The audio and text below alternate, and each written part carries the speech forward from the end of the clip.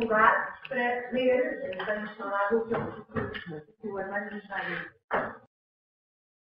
Agradeço ao presidente do Centro de Filosofia por ter me convidado para esta conferência, mas eu não sei o idioma português e alguns ouvintes não sabem italiano, por isso vou tentar expressar-me em francês. Je pense que lorsqu'on parle de la didactique qui s'intéresse à la philosophie, on doit la diviser en deux parties. Celle qui parle de la philosophie en général et celle qui veut faire de la philosophie. La première est une activité répétitive dont le centre est la connaissance, tandis que la deuxième est une activité réflexive qui cherche à former les élèves.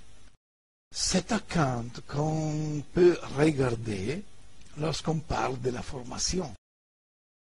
Kant disait qu'on ne peut pas enseigner la philosophie, mais qu'on doit enseigner à philosopher.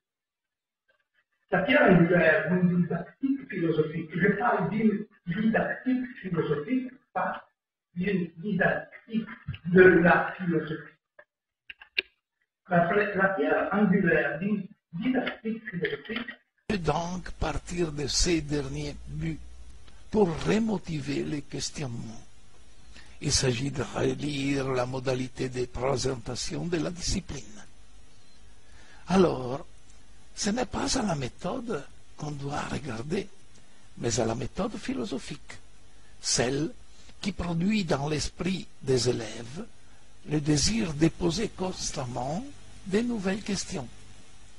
Voilà le premier revers d'une didactique philosophique, celle qui rend l'élève un étudiant philosophant.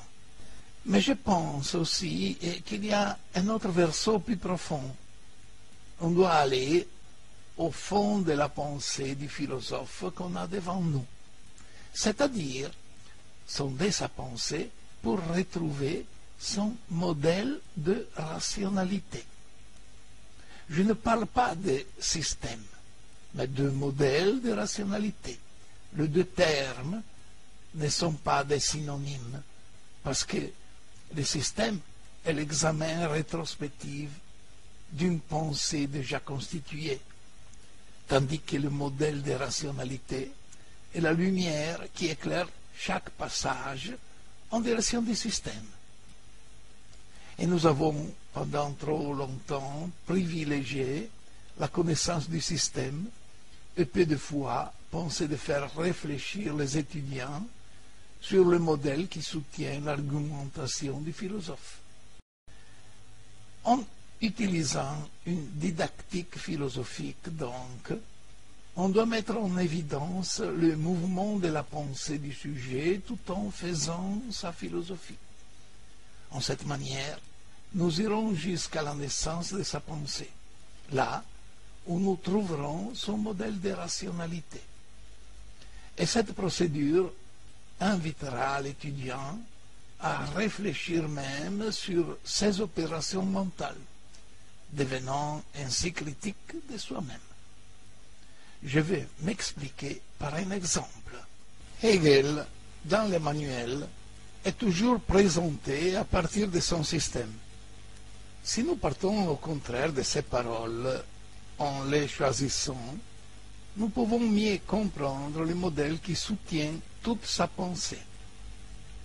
Je prends, par exemple, le morceau où il parle du bourgeon, au botao, qui disparaît avec l'éclosion de la fleur, laquelle disparaît à son tour dans les fruits, au fruto. Si nous partons de cela, peut-être nous découvrons le mécanisme de sa pensée, le modèle qui soutient le système entier qui est en train de venir. Et après, nous pourrons l'appliquer à chaque partie de son système en avance. En effet, si la vérité n'est pas dans les partiels, dans l'individu, mais dans l'ensemble, ou plutôt dans le développement de l'ensemble, à travers des formes toutes particulières, au botao, à flore, au fruto, alors, en appliquant ces modèles à toute sa pensée, sans l'étudier, pourrons-nous déjà savoir quel est le rapport qui s'institue entre l'État et l'individu?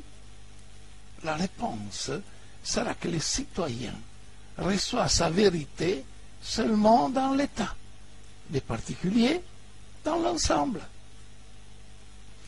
C'est le modèle de rationalité qu'on doit mettre en évidence pour faire penser philosophiquement les élèves.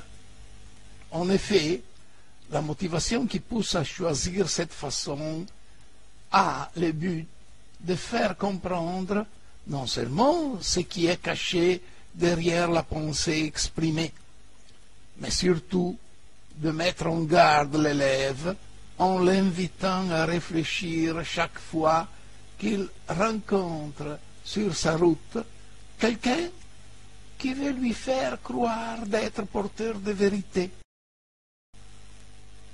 Qu'est-ce que c'est la vérité si chacun argumente après avoir choisi un modèle de rationalité? Cela peut être constaté par exemple lorsque deux sujets dialoguent autour de l'euthanasie. Le premier la refuse, le second la met. Pourquoi ça? Parce que chacun possède un modèle de référence. Le premier lié à l'intouchabilité de la vie donnée par Dieu.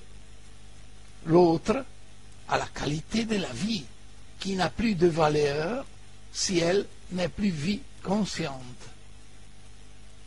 Donc, privilégier une didactique philosophique au lieu d'une didactique de la philosophie signifie se mettre à côté de l'élève pour lui faire comprendre non seulement la pensée des grands philosophes, mais aussi la nécessité de croître en prévision de son entrée dans le monde. L'étudiant doit savoir l'affronter une fois jeté là où la possession de la philosophie est nécessaire pour faire des choix cruciaux, là où il est nécessaire de dominer la puissance de la pensée afin de fournir une base justifiante à chaque choix.